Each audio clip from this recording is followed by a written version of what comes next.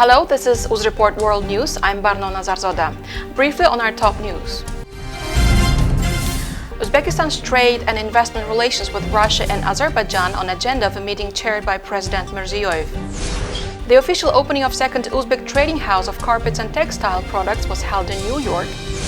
GM Uzbekistan raises car prices again despite previous promises. President of Uzbekistan Shavkat Mirziyoyev met with Harman Ilizak, the head of the leading Turkish engineering and construction company Renaissance Holdings. The meeting was a logical continuation of the Uzbek-Turkish high-level talks held in Ankara last month. Renaissance Holdings implements major investment projects in Uzbekistan with a total value exceeding $2 billion. A preparation is currently underway to implement construction projects at the leading metallurgical enterprises of Tashkent region. The Turkish delegation briefed about its intention to establish multi-profile clinics in Tashkent, Samarkand and Fergana regions based on the use of advanced international experience and technologies. These projects are set to be implemented on the basis of public-private partnership, as well as the participation of Turkish partners in the management of clinics and training of highly qualified medical specialists. Uzbekistan's mutual trade and investment with Russia and Azerbaijan have been growing steadily over the past few years. A meeting with President Mirziyoyev dedicated to brainstorming new avenues to further improve the cooperation with these two countries. My colleague has more. The trade turnover with Russia in 2019 increased by 17% and reached $6.6 billion. The volume of bilateral trade with Azerbaijan increased by 55.7%. Last year, 484 new enterprises were created in Uzbekistan with the participation of Russian capital, with the total number reaching 1,828. As for Azerbaijan, this figure to date is 178. 7.3 billion worth projects are to be implemented in the nearest future with Russia. Around 3,500 new jobs will be created. Projects worth over $355 million are being worked out with Azerbaijani partners. In particular, it is planned to launch the assembly line of cars and buses. Mutually beneficial cooperation in the oil and gas sector is yet another direction that needs attention. Mirziyoyev gave instructions to intensify trade and investment cooperation with leading Russian and Azerbaijani companies and to develop new areas of cooperation with them. The official opening of a second Uzbek trading house of carpets and textile products was held in New York. According to Embassy of Uzbekistan in Washington, the trade show New York Now served as a launchpad for the establishment of the trading house.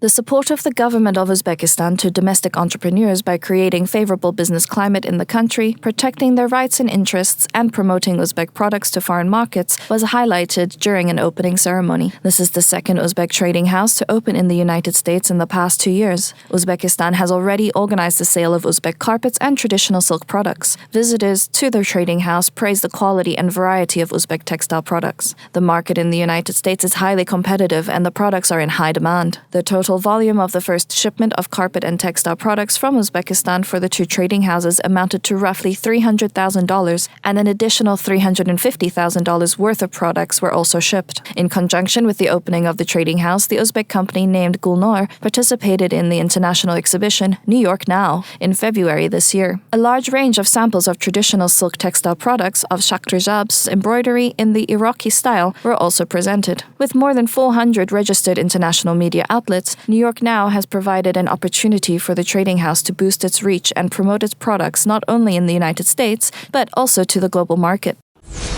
A meeting was held at Tashkent State Institute of Oriental Studies with its 2007 graduate Aziza Shonazarova, who became one of the first young Uzbek scholars to join the faculty of Columbia University, a leading university in the United States.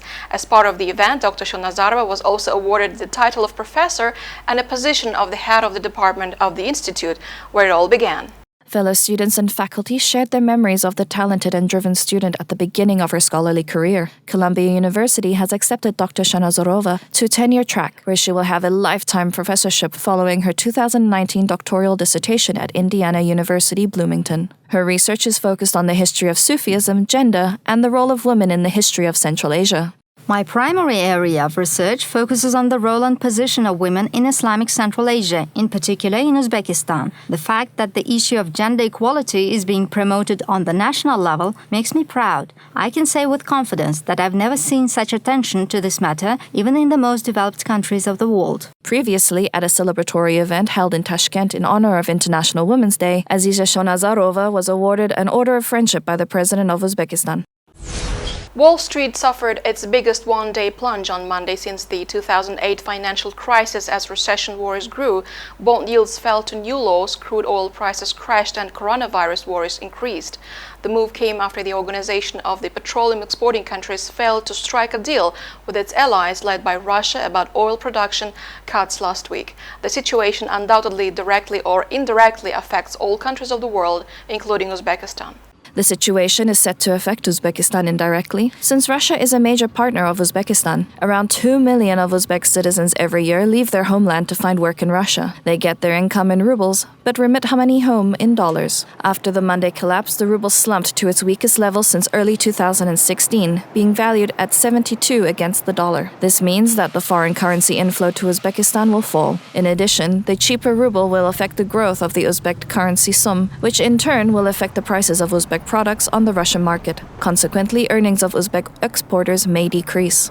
The fact that Russia refused to join the OPEC deal and reduce oil production became the main trigger. Therefore, global speculators reacted so nervously to this news, and today we see such a spectacular drop in the cost of a barrel. What does it mean? Of course, there is nothing good for exporting countries. Today, Saudi Arabia announced that it is another negative point. They can increase production to 10-12 barrels per day. Plus, they have lowered oil prices for their European consumers.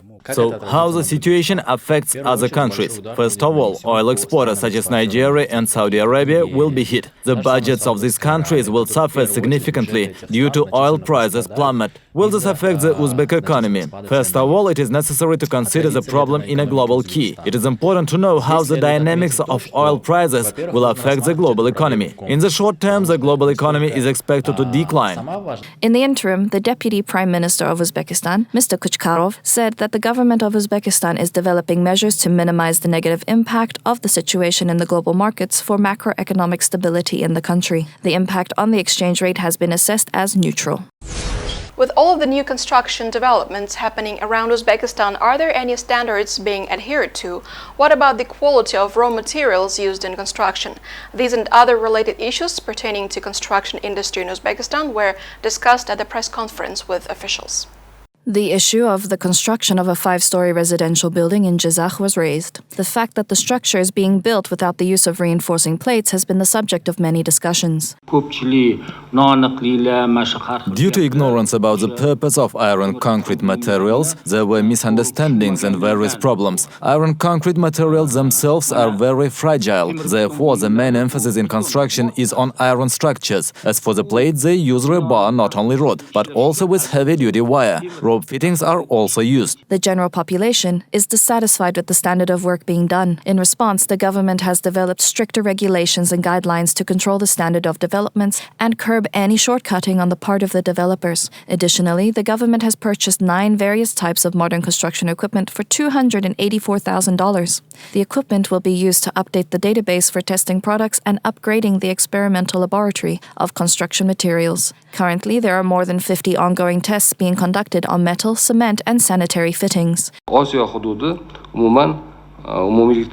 territory of Central Asia is a seismic zone. Therefore, when producing a specific building material, we should take this into account and significantly strengthen quality control. The country is undergoing many changes, and the demand for building materials is rising. As a result, there are almost 400 businesses specializing in the production of reinforced concrete, and 225,000 iron concrete products are being produced annually.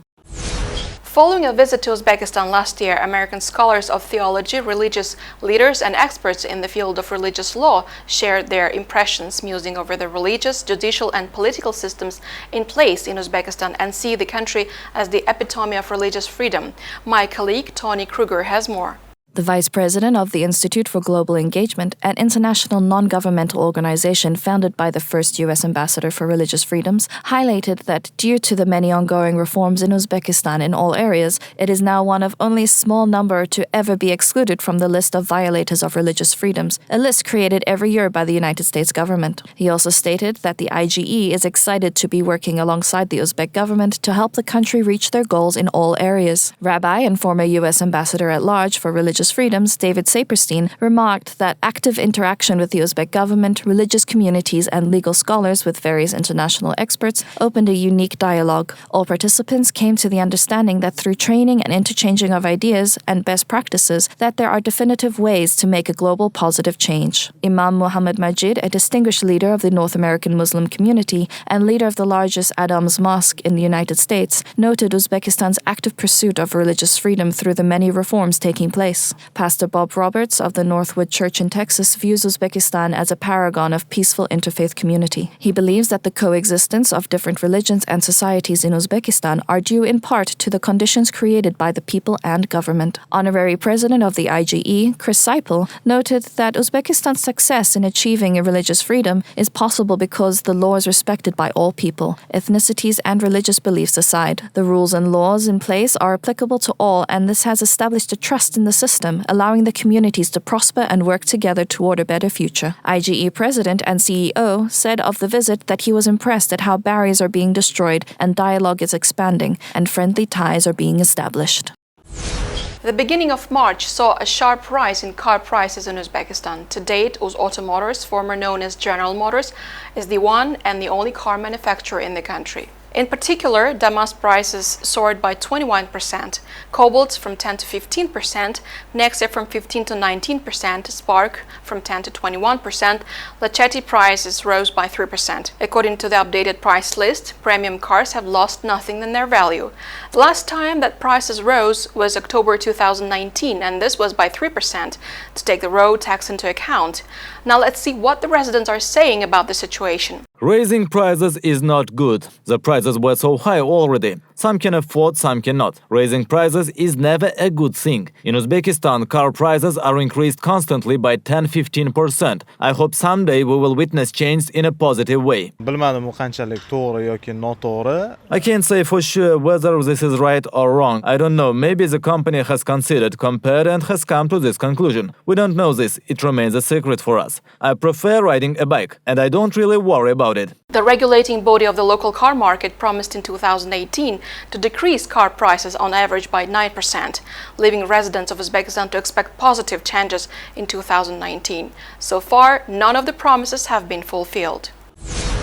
And this was our last report. Thanks for watching and goodbye.